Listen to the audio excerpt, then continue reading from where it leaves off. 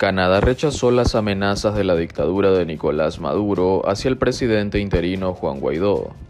Demuestran el temor a los procesos democráticos en Venezuela, señaló la embajada canadiense ante el país caribeño.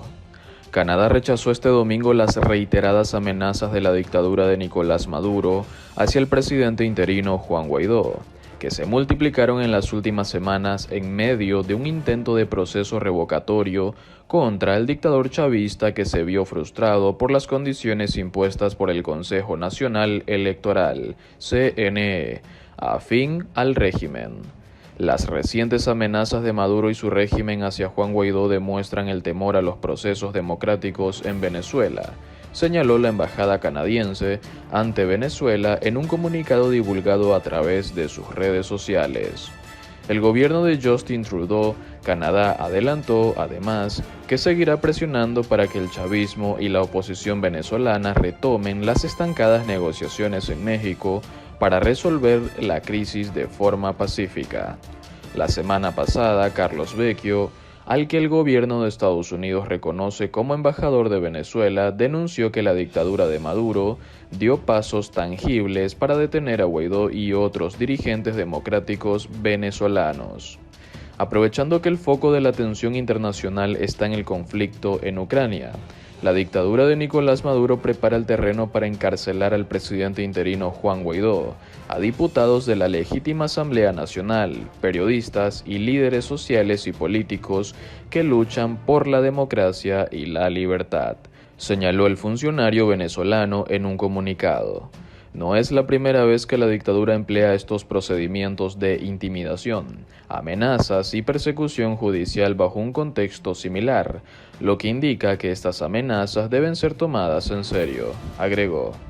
Brian A. Nichols, secretario adjunto del Departamento de Estado para Asuntos Hemisféricos, también denunció la semana pasada amenazas del régimen de Maduro contra Guaidó y la Asamblea Nacional Venezolana. Indicó además que el dictador se niega a volver a negociar con la oposición política porque teme la voluntad del pueblo. Vecchio mencionó que el dirigente chavista Diosdado Cabello mostró recientemente carteles con la leyenda "Se busca" con las fotos de Guaidó, y otros, y a los pocos días, diputados ilegítimos entregaron a la Fiscalía un escrito en el que exigen justicia y el fin de la impunidad contra Juan Guaidó. Ese mismo día, agrega Vecchio, Maduro amenazó con cárcel a Guaidó con una frase en la que aludió a la prisión de Tocorón. "Títere ladrón, te sale Tocorón", cantó el dictador el domingo pasado, e hizo cantar a los chavistas que los acompañaban, haciendo referencia a una conocida cárcel venezolana. La justicia justa y constitucional a veces tarda, pero de que va a llegar, llegará. Tengan la seguridad de que aquí va a haber justicia, manifestó el dictador venezolano durante la Marcha de Lealtad, convocada por el chavismo y que recorrió parte de Caracas y terminó frente al Palacio Presidencial de Miraflores. En medio de las amenazas en su contra, Guaidó acusó el miércoles pasado al régimen chavista de tener miedo a la voluntad del pueblo por las condiciones impuestas por el Consejo Nacional Electoral, CNE, para recabar apoyos que activen un referendo para revocar a Nicolás Maduro del cargo de presidente. Por miedo a la voluntad del pueblo, hoy nuevamente la dictadura cometió un fraude, escribió Guaidó en Twitter. Son minoría y arrebataron el evento plebiscitario sin guardar ninguna forma. Vamos a insistir en condiciones para elecciones libres y justas, donde la voluntad de los venezolanos se respete, añadió el ex titular de la Asamblea Nacional. Debido a esas condiciones que los promotores han calificado de bufonada, los organizadores han optado por no llamar a los venezolanos a la jornada de recogida de firmas, pese a lo cual algunos ciudadanos han acudido. Por otro lado, el abrazo fatal de Cuba a Venezuela. ¿Cómo es que la nación con las reservas más grandes de petróleo ha experimentado una escasez sostenida de gasolina? El sometimiento del gobierno venezolano a los intereses de Cuba explica la tragedia de un país que hasta hace unas décadas era un ejemplo de democracia y prosperidad. A inicios de 2019, Venezuela comenzó a sufrir de una generalizada y absurda escasez de gasolina. Absurda porque el país posee las mayores reservas probadas de petróleo del planeta y porque sus refinerías, de estar funcionando, podrían satisfacer con creces las necesidades energéticas del país. Debido a esta carencia, los conductores de coches y camiones tuvieron que hacer interminables filas y esperar por varios días, durmiendo en sus vehículos parados frente a los expendios de combustible. Esto recuerda el viejo chiste según el cual si el desierto del Sahara cae en manos de los comunistas, seguramente habrá escasez de arena. Al tiempo que esto sucedía, tanqueros llenos de petróleo partían de puertos venezolanos, apagaban sus equipos de rastreo satelital e, ignorando las sanciones de Estados Unidos, navegaban al norte, concretamente hacia Cuba. Esta anécdota ilustra claramente una de las razones de fondo de la tragedia venezolana.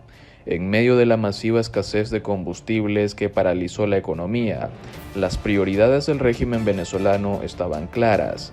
Las necesidades de Cuba tenían preferencia siempre.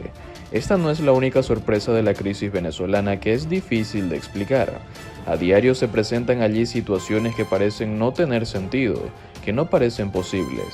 El país ha sobrellevado tantas crisis internas y ha sido sacudido por tantos impactos externos que todas las explicaciones de expertos políticos y académicos se quedan cortas. El colapso de Venezuela no es simplemente una más de las crisis que periódicamente sacuden a algún país latinoamericano. De nuevo, en Venezuela han sucedido y siguen sucediendo cosas inéditas y difíciles de comprender. Durante gran parte del siglo XX, Venezuela era el ejemplo de un país suramericano exitoso, democrático cuando sus vecinos eran despóticos, próspero cuando sus vecinos eran pobres y estable durante los vaivenes de la Guerra Fría. Fue el ejemplo que el Departamento de Estado de Estados Unidos solía usar para mostrar que la democracia podría funcionar en América Latina. En contraste, las recientes respuestas estadounidenses al colapso de Venezuela han sido tardías, torpes e inefectivas. Subamos a una máquina del tiempo, viajemos a 1985 y preguntemos a 100 expertos de América Latina qué país de la región pensaban que podría volverse una dictadura comunista para el año 2021. Habríamos escuchado mucha preocupación sobre El Salvador y Guatemala, sobre Argentina y Colombia, incluso Brasil, pero Venezuela, la idea hubiese sido parecido absurda. Y sin embargo, la democracia y la economía venezolana sufrieron una implosión nunca antes vista, provocando, entre otras calamidades, la mayor migración masiva de refugiados en la historia de América Latina y una de las más importantes del mundo actual. 1 de cada 5 venezolanos han huido del país. Un lúgubre desfile de más de 6 millones de personas abusadas, frágiles y desesperadas que se desplazan, a veces caminando miles de kilómetros, hacia países vecinos en busca de comida, caridad y refugio.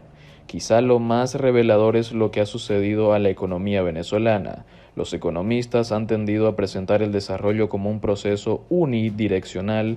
Los países pobres acumulan capital y tecnología y se vuelven gradualmente más ricos en el proceso. Incluso el término países en desarrollo sugiere una cierta progresión. Y durante muchas décadas Venezuela ciertamente pareció estar desarrollándose. De hecho, desde el momento en que su industria petrolera arrancó en la década de 1920, Venezuela se destacó por su desarrollo, impulsado por crecientes y constantes ingresos petroleros a la aparición de una nueva clase media. Sin embargo, a partir de la crisis de la deuda de principios de la década de 1980, el proceso se estancó y se polarizó fuertemente el debate político. En los últimos 10 años el proceso de desarrollo venezolano se ha revertido. Hoy, con sus ingresos en caída libre y con su gente caminando a la frontera más cercana para encontrar algo que comer, describir a Venezuela como un país en desarrollo no es solo errado, sino que resulta casi obsceno. Con base en las investigaciones más recientes, 95% de los venezolanos son pobres y 3 de cada 4 viven en condiciones de pobreza extrema e inseguridad alimentaria. El salario mínimo legal de unos $3 al mes no es suficiente para alimentar a una persona por un día y mucho menos a una familia por un mes. Así no tiene mucho sentido trabajar. Aproximadamente la mitad de la población ha abandonado la fuerza laboral. El desempleo hace que las remesas de familiares que han huido se hayan vuelto la principal fuente de supervivencia para aproximadamente el 40% de la población. Aún así, el ingreso por persona se ha desplomado a niveles no vistos desde la década de 1950. La hiperinflación ha acelerado el colapso. A partir de 2017, el gasto público desbocado, la expansión monetaria descontrolada y la caída de los ingresos fiscales llevaron a un rápido y empobrecedor incremento de los precios. El dinero se tornó esencialmente inútil. Los precios en moneda local aumentaron aproximadamente 1.000.000% en 2018. Casi 4 años después, la espiral hiperinflacionaria de Venezuela es la segunda más prolongada de la historia, apenas superada por la que sufrió Nicaragua en la década de 1980.